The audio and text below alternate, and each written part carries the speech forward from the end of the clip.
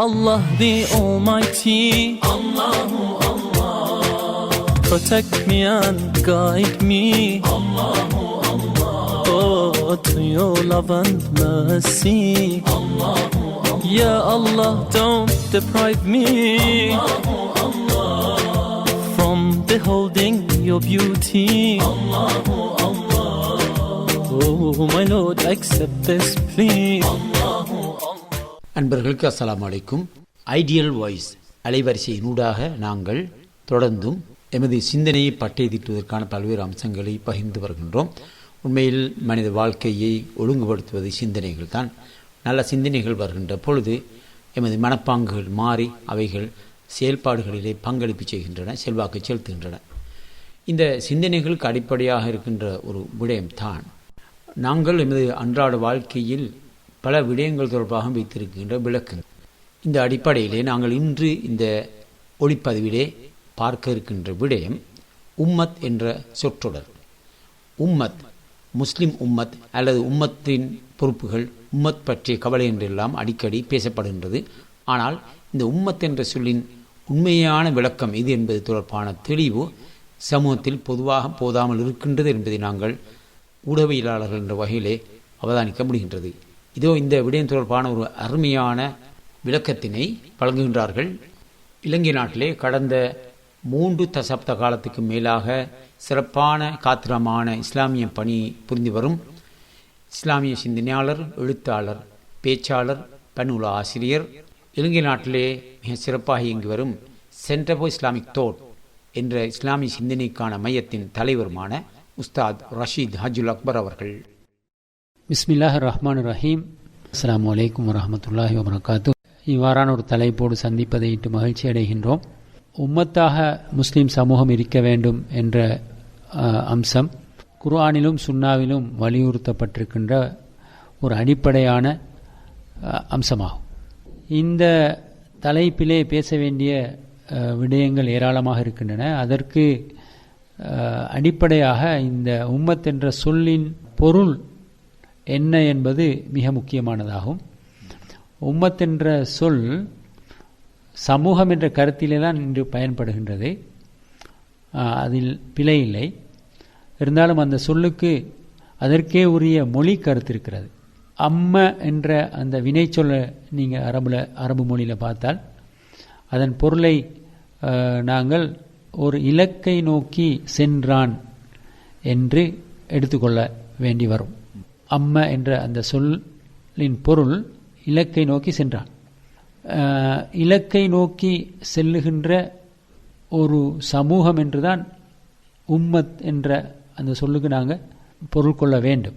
இதே வினைச்சொல்லிலிருந்து வந்த இன்னும் ஒரு சொல் இருக்கிறது. அது இமாம் என்றும், இமாம் என்ற அந்த சொல், அந்த சொல்லும் இந்த கருத்தை தான் பிரதிபலிக்கிறது. எப்படி பிரதிபலிக்கிறது என்றால், நாங்கள் இமாமண்டா தலைவர்னு சொல்லுவோம். உண்மையிலே எங்களை ஒரு இடத்திலிருந்து இன்னும் ஒரு இடத்தை நோக்கி அல்லது ஒரு இலக்கை நோக்கி அழைத்து செல்லுகின்றவர் என்ற பொருள் தான் அங்கு வருகிறது இமாம். இப்போ உதாரணமாக எங்கள் தக்பீர் கட்டினா சலாம் கொடுக்குற வரைக்கும் எங்களுக்கு தலைமை தாங்கி அந்த தொழுகையை முடிக்கிற அந்த இலக்கு வரையும் எங்களை நகர்த்தி செல்கின்றார் அவருக்கு தான் நாங்கள் இமாம்னு சொல்கிறோம். அதே போன்று ஒரு ஆட்சித் தலைவருக்கும் இமாம்னு சொல்கிறது. என்றால் நாட்டில் உள்ள எல்லா பிரச்சனைகளையும் தீர்த்து நாட்டையும் சமூகத்தையும் எந்த இலக்கை நோக்கி கொண்டு செல்ல வேண்டுமோ அவ்வாறு கொண்டு செல்லுகின்ற ஒரு தலைவர் என்று அதற்கு பொருள். இமாம் என்ற சொல் இன்னும் ஒரு கருத்திலும் பயன்படுகிறது. அதையும் நாங்கள் பார்த்தா அந்த பொருளை தருகின்ற விதமாகத்தான் அது அமைந்திருக்கிறது. அதாவது பாதைக்கும் இமாம் என்று சொல்கிறது. பாதை குர்ஆன் அந்த கருத்திலே இந்த சொல்லை பயன்படுத்திக்கிறது. ஏன் பாதைக்கு இமாம் என்று சொல்ல வேண்டும்? பாதையும் கூட எங்களை ஒரு இடத்திலிருந்து இன்னும் ஒரு இடத்தை நோக்கி அழைத்து செல்கிறது அல்லது ஒரு இடத்துக்கு இட்டு செல்கிறது. அப்போ ஒரு இலக்கை நோக்கி செல்லுகின்ற செல்லுதல் என்ற இந்த பொருள் இருக்குதே, அதுதான் இந்த சொல்லுக்குள்ள இருக்கிறத நாங்கள் பார்க்குறோம். உம்மத் என்றால் ஒரு இலக்கை நோக்கி செல்லுகின்ற சமூகம். உம்மத் என்ற சொல்லுக்கு இன்னொரு பொருள் இருக்கிறது, வழிமுறை என்று. அப்போ ஒரு இலக்கை நோக்கி ஒரு தெளிவான வழிமுறையோடு செல்லுகின்ற சமூகம் என்று கூட இன்னும் நாங்கள் அதை விரிவாக சொல்ல முடியும். உம்மத் என்ற அந்த சொல்ல நாங்கள் சமூகம் என்ற பொருளை பயன்படுத்துறது தான், அரபு மொழியில் அப்படி பயன்படுத்துறது தான். அதாவது ஜமாத் என்ற கருத்தும் அதற்கு இருக்கிறது.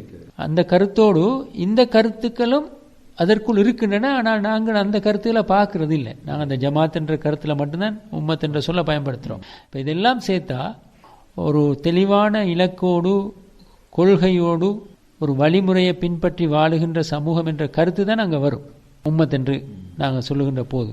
அப்போ அந்த கருத்து இன்று அந்த பிரதிபலிக்கிறது இல்லை. நாங்கள் இந்த உம்மத் என்ற சொல்ல பாவிக்கிற நேரம் அந்த கருத்திலிருந்து தான் நாங்கள் சிந்திக்க வேண்டும். உம்மத்தை பற்றி அல்லாஹ் சொல்கிற நேரங்களும் அல்லாஹ் அல் குர்ஆனிலே குறிப்பிடுகின்ற நேரங்களில் அந்த உம்மத்திட சிறப்பை பிரதிபலிக்கிற விதமாக பல செய்திகள் அல்லாஹ் சொல்லிக்கிறான். குந்தும் ஹைர உம்மத்தின் உஹ்ரிஜத் லின்னாஸ், மனித சமூகத்துக்கென தோற்றுவிக்கப்பட்ட சிறந்த சமூகம் நீங்க தான் என்று அல்லாஹ் சொல்ற நேரம், சிறந்த உம்மத் நீங்க தான் என்று சொல்ற நேரம் அந்த உம்மத்தின லட்சியங்களை அல்லாஹ் சொல்றான், இந்த உம்மத்தின பணிகளை சொல்றான். தஅமுரூன பில் மஅரூஃப் வ தன்ஹவுன அனில் முன்கர் வ துமினூன பில்லாஹ், நீங்க உலகத்தில் நன்மைகளை ஏவி அவற்றை வாழ வைத்து தீமைகளை தடுத்து அவற்றை இல்லாமல் செய்து அல்லாஹ்வை ஈமான் கொள்ளுகின்ற ஒரு சமூகம். அப்போ உலகத்தில் நன்மையை வாழ வைக்கிறதுக்கும் தீமையில குறைக்கிறதுக்கும் உத்தரவாதம் கொடுக்கிற ஒரு சமூகம் என்று சொன்னால் அது ஒரு இலட்சிய சமூகம் தானே. அந்த இலட்சிய சமூகத்தை தான் உம்மத், குந்தும் ஹைர உம்மத்தின், நீங்க சிறந்த உம்மத் என்று அல்லாஹ் பாராட்டி வைக்கிறான். அப்போ அந்த உம்மத்துக்குரிய வேலை ஒரு ஒரு பணி, ஒரு கொள்கை, ஒரு லட்சியம் என்பவற்றோடு பின்னி பிணைந்திருக்கிறது. இந்த கருத்தை நாங்கள் தெளிவாக புரிந்து கொள்கின்ற போது உம்மத்தாக இருக்க வேண்டிய அவசியம் எங்களுக்கு விளங்கும். Oh Allah the Almighty, Allahu Allah, protect me and guide me, Allahu Allah, oh to your love and mercy, Allahu Allah, Ya Allah don't deprive me, Allahu Allah, from beholding your beauty, Allahu Allah, oh my Lord accept this plea, Allahu Allah.